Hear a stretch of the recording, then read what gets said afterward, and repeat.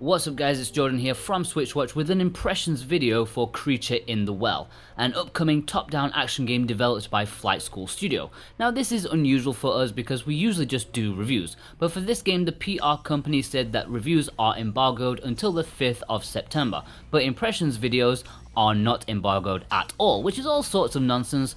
So this video is 100% not a review. It's totally not a review, okay? It's impressions. I've played the game enough to review it already, but this is not a review. There's no score at the end of these impressions, so it's totally not a review. So let's get on with this the impressions of Creature in the Well. So Creature in the Well begins very solemnly. In its bleak, sandstorm-ridden beginning, you're greeted with a cutscene of a robot awakening from a seemingly long slumber in the sands. As you trudge your way through this harsh environment, you make it towards a power station of sorts carved into the mountainside. Your task is to restore the energy in order to protect a nearby town from the enveloping sands. I have to say that the story starts strongly enough. It has lots of intrigue but seemingly fails to take the reins from then on. I love the way the titular creature pops out once in a while stalking our hero during his progress, but I do wish there was more going on in the narrative. There are some NPCs hanging around, but they are mostly vague and not introduced well enough to be of much interest. You do get snippets here and there from terminals at the end of each dungeon to fill in the lore, but there's really not a whole lot to get a grip on. From a gameplay perspective, it's a top-down action game with a large dose of inspiration from Pinball, at least in some aspects. I know the PR and other press outlets have gone very enthusiastically on the Pinball side, but do be warned, this is not a pinball game by any means, and only borrows a slight but very prominent aspect from it. So, your little robot dude wanders around these dungeons and is presented with puzzles on a room by room basis. It's all about collecting energy, collecting enough to open doors to the next room. It's quite linear and predictable in its progression even very early on, but this is not some grand open world adventure game or anything. It's a perfectly crafted puzzle game just with action elements. I know it may be hyperbole, but when I'm playing it I do get the inspiration from Pinball, of course, but also mixed with the puzzle aspect of a Zelda game. Zelda dungeons with pinball. I mean, that's a winning formula right there. So you have two kinds of attacks. You have your standard whack plus a charge attack, each assigned a different weapon.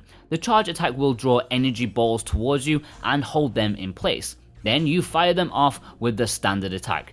Think of these energy balls like pinballs, and the comparisons will quickly fall into place. Puzzles mostly consist of bumpers that you need to hit once or multiple times in order to fill up their energy or perhaps do something within the environment.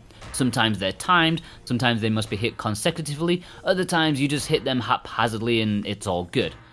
There are a dozen or so weapons to be found in the game, split between the charge and standard attack. They each have their own unique effects that can change up the game. For example, one of the weapons will split up energy balls into multiple smaller ones, another weapon will slow down time, while another will give you a laser target to help you be more accurate.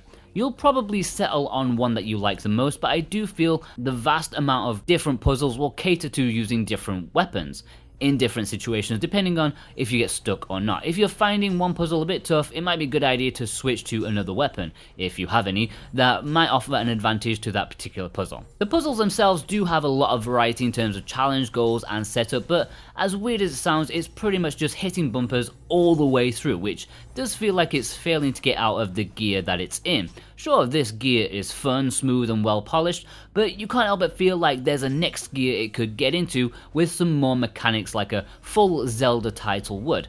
I know it's a ridiculous comparison due to team size and budget differences, and I do appreciate that they've focused on their gimmick and rinsed it dry without it getting boring, but there is still that feeling of hoping it would go somewhere else at some point.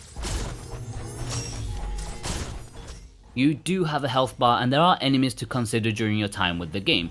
They don't hold back either, much to my surprise during my first few minutes with the game. Not that they're particularly tough, but the lack of introduction and also visual cues as to when they will attack kind of put me off guard. Some can be tamed by blasting an energy ball into them, while other hazards just need to be avoided until you've finished a particular puzzle. It can be quite tricky in places, and the grey coloured dungeon in particular gave me a bit of a hassle with its gimmick. but overall I think the challenge was nicely balanced. I do feel that these enemies add to the game. While some may not appreciate the pressure while trying to solve a puzzle, they do add a sense of urgency. They can be a little bit annoying when there's little warning of their attacks or even appearance, so there could have been more thought put into their implementation, but overall they are a positive point of the game. There are 8 dungeons overall, all handcrafted, not procedurally generated or anything like that, which I do appreciate more and more these days. They're nothing particularly special in terms of being massively different, but they tend to have one special gimmick that separates them. For example, one dungeon will have a focus on moving targets, another will have switches that bring up or down walls protecting targets. Each of them is filled with secrets too. Often if you persevere with a puzzle longer than necessary, a different door leading to a different path or secret room may appear. In secret rooms you can potentially get new items or a core for upgrading yourself, and it made the hunt for secrets very rewarding.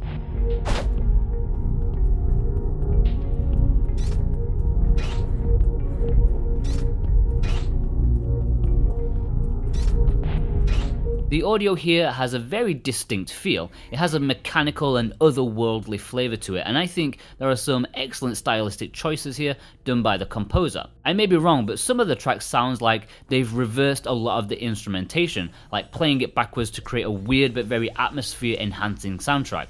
On the other hand, these types of soundtracks make it very difficult to listen to outside of the game, but that doesn't always need to be the case. I do think that the sound effects are slightly overpowering compared to the music volume, so I do advise turning that down a notch or two, just so you can appreciate the soundtrack, which can often get lost in the action. While not a major omission, I do think the production value could have been enhanced greatly with the addition of voice acting. The opening cutscene of the game feels very odd without it, and the small amount of dialogue found in The Creature in the Well would have been rounded off nicely with a bit of professional voice work. Not necessary of course, but just my suggestion to the developers if they wanted to get some extra professional polish. Visually, I think you'll agree the game is stunning. The immense use of colours is wonderful, and it makes it one of the best looking games on the system from an art style perspective. The contrasting blacks amongst the bold colours really add a lot to the atmosphere in this one, and there's a nice difference between dungeons and their colouring. They all look distinct. What I like most about the visual presentation is the dynamic camera movement. As you're walking, the camera will swoop around, zoom in, zoom out, pan across, as though it's perfectly bespoke for every moment. It really gives the game a far grander feel than it otherwise would have if it wasn't here. Performance seemed smooth-ish as far as I can tell, while I did find the odd stutter here and there as you traverse between puzzle rooms, no doubt loading the next room up or saving progress, but when you're in the main part of the action, it seemed fine. Obviously the stutters don't interfere with the gameplay, but they are still quite noticeable, so I would hope a patch to smooth some things out might come along, just to give it that polish that it needs. I'm not going to go into value here because I think that's one section that should be exclusive to the review, because remember guys, this is not a review. But it has a standard price of $14.99 in the US and Europe in their respective currencies, and £13.49 in the UK. It's worth noting that there is a 10% discount for pre-orders and for a couple of days after release, which brings it down to $13.49 euros and £12.14. And it's going to fetch slightly over 1 gigabyte of download space, so not too much if you're struggling for space. I don't believe there is any planned physical release, but this seems primed and ready for a limited run or super rare games type job. I would not be shocked to see one of those businesses snap this up and announce a physical release within 6 months or so.